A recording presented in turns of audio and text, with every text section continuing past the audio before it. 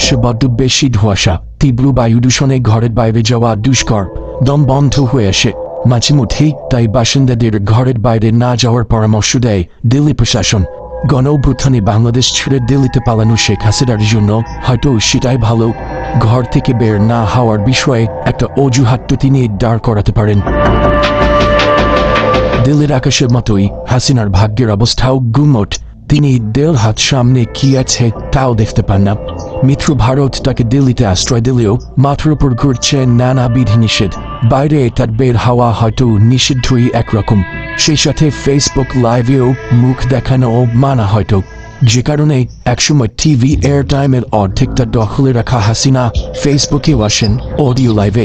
কণ্ঠ তার শোনা গেলেও নামটা থাকে গোপন। নেত্রী বলে একসময় যারা মুখে ফেনা তুলত তারা এখন হাসিনাকে এড়িয়ে চলছেন। তার সব সুবিধা নেওয়া ব্যক্তিটিও আদালতে দাঁড়িয়ে বলেন হাসিনার ওয়াসওয়াসায় তারা ভুল করেছেন, আর কখনো আওয়ামী লীগই করবেন না। এমন দুর্দিনে হাসিনার জন্য আরেক দুঃখের খবর, আন্তর্জাতিকভাবে প্রমাণ হয়ে চলেছে তার অপরাধ। বিশ্বের সব রাষ্ট্রের প্রতিষ্ঠান, জাতিসংঘের প্রতিবেদনও যাচ্ছে তার বিপক্ষে। কাজে লাগছে সেই অ্যাওয়ার্ড, সবাই দেখছে কতটা জঘন্য কাজ করেছেন তাদের চ্যাম্পিয়ন অফ দ্য আর্থ। এবার গত বছরের জুলাই অগস্টে ছাত্র জনতার আন্দোলনকে দমন করার সময় মানবাধিকার লঙ্ঘন করেছে সাবেক প্রধানমন্ত্রী শেখ হাসিনা সরকার। জেনেভায় মানবাধিকার কাউন্সিলের বৈশ্বিক আপডেটের 58তম অধিবেশনে এই সংক্রান্ত প্রতিবেদনটি উপস্থাপন করেছেন জাতিসংঘের মানবাধিকার বিষয়ক high commissioner Volker Turk. Volker Turk জানান, গত বছরের সহিংসতার কারণে বাংলাদেশ কঠিন সময় পার করেছে। হাসিনা সরকার বিক্ষোভকারীদের নৃশংসভাবে দমন করেছে।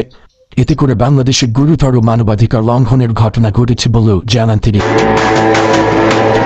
জাতিসংঘের এই কর্মকর্তা বলেন, বাংলাদেশ এখন নতুন ভবিষ্যতের পরিকল্পনা করছে এবং তাদের এই প্রতিবেদন এই ক্ষেত্রে বড় ভূমিকা রাখবে বলে আশা তার। এর আগে গত 12ই ফেব্রুয়ারি জুলাই গণ অভ্যুত্থানে বাংলাদেশের সংঘটিত মানবাধিকার লঙ্ঘনের তদন্ত প্রতিবেদন প্রকাশ করে জাতিসংঘের তদন্ত কমিশন। এতে বলা হয়, পতিত হাসিনা সরকার সহিংস উপায় ব্যবহার করে গুরুতর মানবাধিকার লঙ্ঘন করেছে। জাতিসংঘের এই প্রতিবেদনে হাসিনার রাজনৈতিক ক্যারিয়ারে শেষ পেরেকটা ঠুকে দেওয়া হয়েছে। তার দেশে ফেরাও পড়েছে চির অনিশ্চয়তার মুখে। এবার হাসিনাকে তাই যেতে হবে হাসি না মুড়ে।